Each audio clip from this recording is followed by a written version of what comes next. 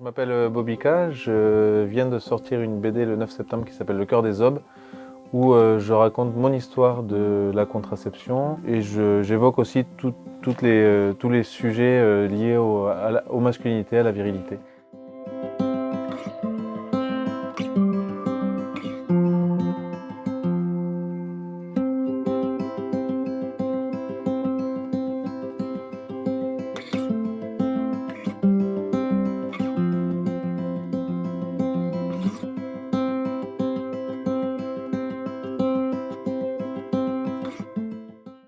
Mon parcours contraceptif, il commence en 2016, quand ma copine de l'époque veut arrêter de prendre la pilule.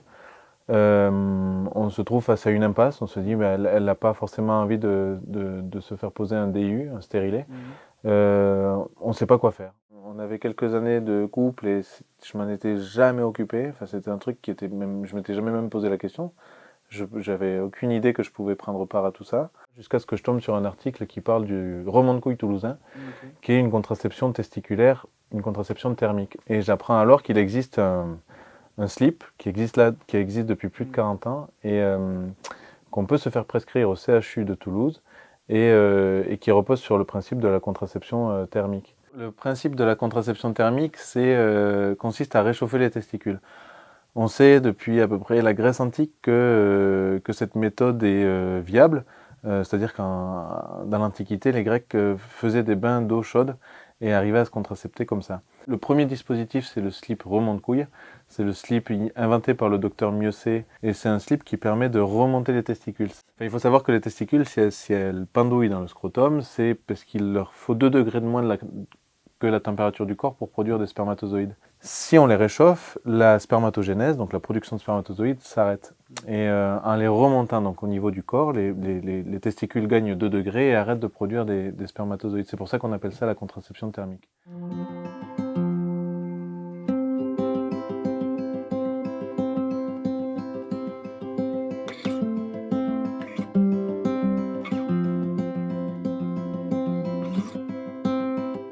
Effectivement, c'est une charge, la contraception, c'est porter le dispositif de remontée testiculaire 15 heures par jour. C'est lourd, mais pas beaucoup plus que prendre une pilule avec des hormones de synthèse tous les jours ou se faire poser un dispositif intra-utérin. Mais c'est aussi très confortable parce qu'on maîtrise sa fertilité. Et à partir du moment où on commence à porter le dispositif, il faut attendre 3 mois pour faire un spermogramme et vérifier qu'on est bien contracepté. Pendant ces 3 mois-là, les spermatozoïdes séjournent encore dans les testicules et peuvent fertiliser. Si on arrête de porter le dispositif une journée ou deux, la chaîne reprend et donc les spermatozoïdes se refont et vont séjourner dans les testicules pendant 3 mois encore. Donc si on oublie une journée de porter le dispositif, c'est embêtant, il faut doubler sa contraception. C'est pour moi le point noir de cette méthode-là, c'est qu'on n'a pas le droit de l'oublier. Mais encore une fois, on n'oublie pas de mettre son pantalon quand on sort dans la rue, donc c'est un peu la même chose. Dès qu'on se réveille, on met le slip ou l'anneau et puis on l'enlève en se couchant.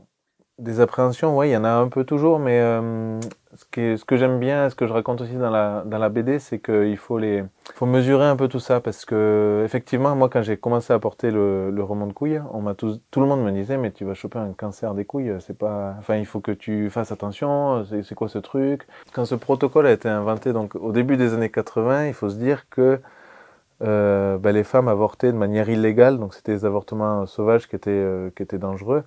Et à côté de ça, porter un remont de couilles, c'était comme ils le disent eux-mêmes, c'était du pipi de chat, quoi. On risquait, tout au plus, une petite irritation. Donc voilà, nous, on est des dizaines de milliers de personnes à avoir pratiqué cette méthode-là depuis les années 80. Il n'y a jamais eu de problème, il n'y a jamais eu de grossesse non désirée, il n'y a jamais eu de cancer du testicule, il n'y a jamais eu de problèmes médicaux. Moi, je suis ravi de savoir que je ne peux pas procréer aujourd'hui. Ça, c'est hyper libérateur sexuellement, c'est un vrai confort.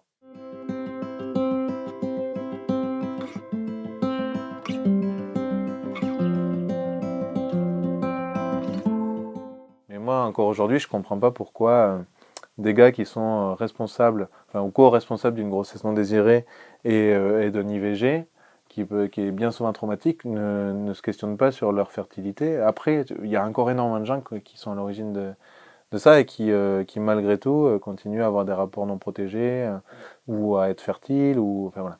Et, bon. Et à un moment, il va falloir se questionner là-dessus. Et...